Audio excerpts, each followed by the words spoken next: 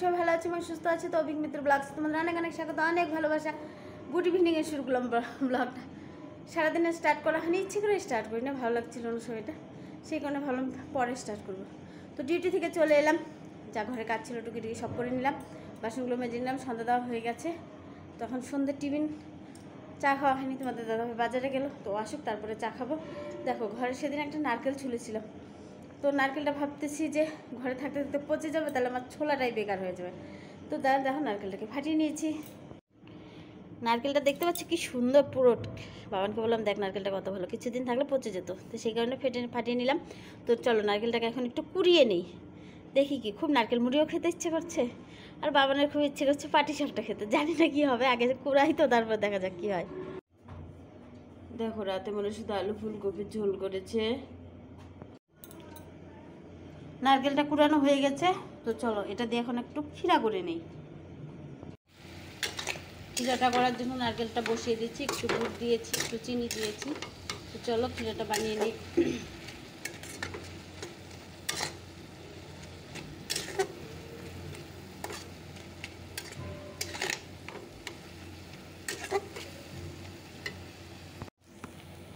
ক্ষীরাটা হয়ে এসছে, তো চলো এটাকে এখন হিটারে দিয়ে নিব। হিটারে আস্তে আস্তে হতে থাক, আমি চা করে নিই। তোমাদের দাদাভাই চলে এসছে, বাজার চলে এসছে। চলো চা করে আগে চাটা খেয়ে নিই। এটা গ্যাসে চাটা বসিয়ে দিয়ে আর হিটারে এটা আস্তে আস্তে হতে থাক, আর অল্প হলেই হয়ে যাবে, হয়েই গেছে প্রায়।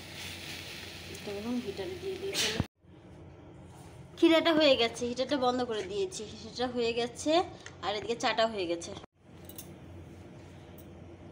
চাটা হয়ে গেছে। চলো চাটা ছেঁকে নিয়ে আগে চাটা খেয়ে নেই, তারপর রান্নার দিকে যাবো। মাছ নিয়ে এসেছি, অনেক কাজ আছে আজকে আমার। তো চা খাওয়া হয়ে গেছে, বাজার নিয়ে এসে মাছটাকে ধুয়ে লবণ হলুদ মাখিয়ে নিলাম। তো চলো আগে মাছটা ভেজে নিই। এখানে আছে ফলি মাছ আর রুই মাছ, দু রকমের মাছ এসছে। মাছগুলো ধুয়ে লবণ হলুদ মাখানো হয়ে গেছে, কড়াইটা বসিয়ে দিয়েছি। কড়াইটা গরম হয়ে গেলে তেলটা দিয়ে মাছটা ভেজে নেই। আর বাবান তো অস্থির হয়ে গেছে, মা পিঠে বানাও বলে। তো আগে মাছের ঝামেলাটা শেষ করে নিই তারপরে। তো মাছ দিয়ে দিলাম, চলো মাছগুলো আস্তে আস্তে ভেজে নেই। সবগুলো বলে তো দেওয়া যাবে না বলে। মাছগুলো ভাজা হয়ে গেছে, নামিয়ে নিয়েছি। এখানে মাছের ডিমটা ভাজা হয়ে গেল, নামিয়ে নিই। আর মাছের ঝোলটা এখন বসিয়ে দেব। মাছের ঝোল হবে, এখানে আলু ফুলকপি, এটা কি বলে সিম, টমেটোটা নিয়ে নিয়েছি, টমেটোটা কেটে নেব। এটা একটু ভাপিয়ে নিলাম। তো চলো এবার মাছের ঝোলটা বসিয়ে দিই। মাছের ঝোলটা বসিয়ে দিয়েছি, তার মধ্যে একটু বেগুন অ্যাড করে দিলাম। আর মশলাটাও হয়ে গেছে, মশলাটাও করে দিয়েছি, একদম অল্প মশলা।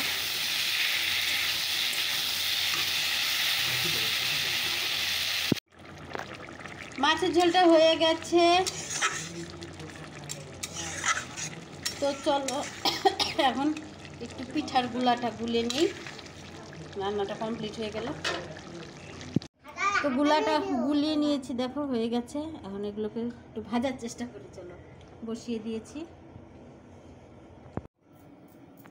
হ্যালো বন্ধুরা, কি বলবো, আজকে যে আমি বোকা সেজে গেছি গো এই পিঠের খোলাটা নিয়ে। এখন আমার পিঠে ভাজা হয়নি জানো।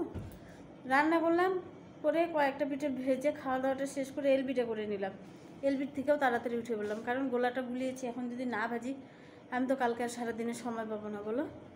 তো তোমাদের দাবি বলছে কালকে ভাজো, আর আজকে ভাজতে হবে না, নষ্ট হয়ে যাবে গোলাটা বলো। তো গুলিয়ে নিচ্ছি, এখন বাজে রাত্রি 12টা। এলবিটা শেষ করে নিলাম, তো পিঠে কটা ভেজে তারপরে ভাবছি শুতে যাব। তো চলো ভেজে নিই। আজকে পিঠেগুলো তেমন ভালো হয়নি, অল্প কয়েকটা ভেজেছি, আরও কতটা গোলা রয়ে গেছে দেখো। এখন যদি না ভাজি তাহলে নষ্ট হয়ে যাবে বলো। তো চলো পিঠে কটা ভেজে নেই। তো চলো পিঠেগুলো আমি ভেজে নিই, আর অনেকটা রাত হয়ে গেছে। তো ব্লগটা আমি এখানেই শেষ করছি। সবাই ভালো থেকে সুস্থ থেকে সাবধানে থেকে, কালকে সবার সাথে আবার দেখা হচ্ছে। আজকে আমার ঘুমোতে যে কটা হবে আমি নিজেও জানি না। কালকে আবার সকালে উঠতে হবে, কালকে একটু কাজ আছে। তো গুড নাইট, টাটা।